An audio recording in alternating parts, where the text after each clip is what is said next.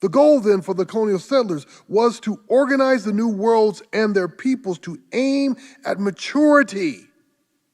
Aim at maturity, which meant to aim toward them, the European. That organization formed a scale of existence with white at one end, the highest end of development and maturity, and black at the other end. And inside that scale of existence, all individuals and all peoples could be plotted in the imagination of the European.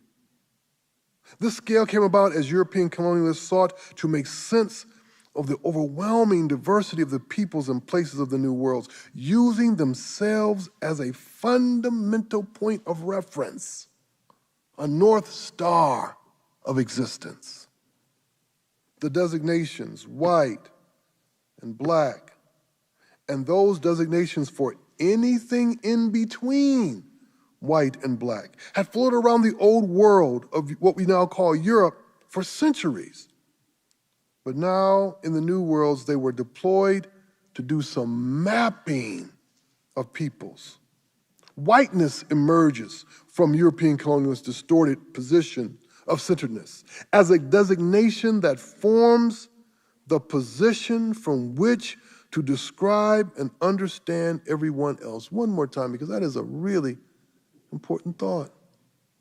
Whiteness emerges from European colonialists' distorted position of centeredness as a designation that forms a position from which to describe and understand everyone else.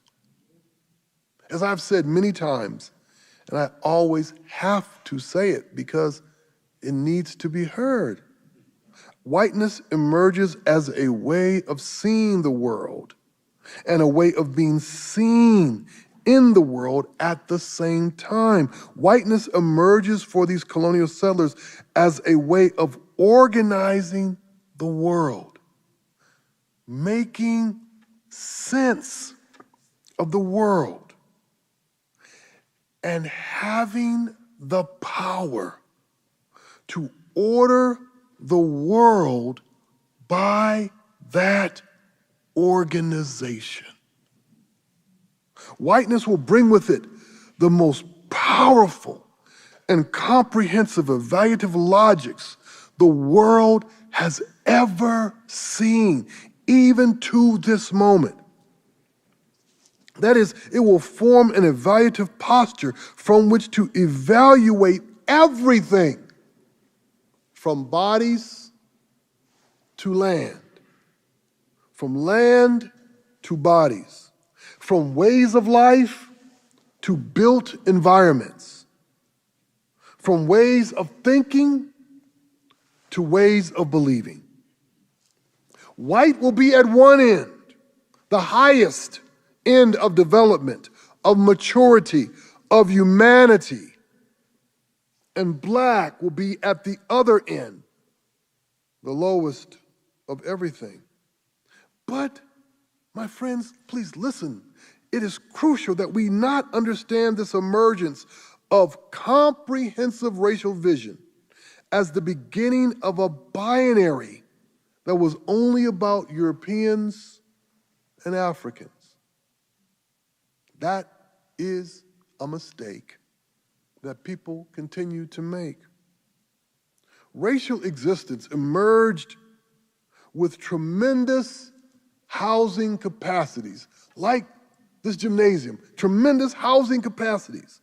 All people could be placed along the continuum from black to white, and thereby everything about them could be calibrated and improved if they aimed their life toward being white. If they aimed their life toward being white. The point not to be missed is that whiteness formed inside a sick vision of maturity and as a sick vision of maturity. It bears repeating. Whiteness is not phenotype, not first appearance, or biology, or culture, and certainly not a part of God's creation. Whiteness is a way of seeing the world and a way of being in the world, being seen in the world at the same time.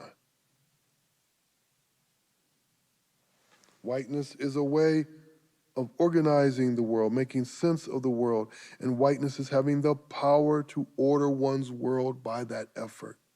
The colonial settlers sought to organize the new worlds, the land and animals, the plants and minerals, the peoples and the things those peoples made in order to understand it and to possess it. You see, knowing a thing and possessing a thing, knowing a thing and possessing a thing, formed as two sides of the same coin in the new worlds.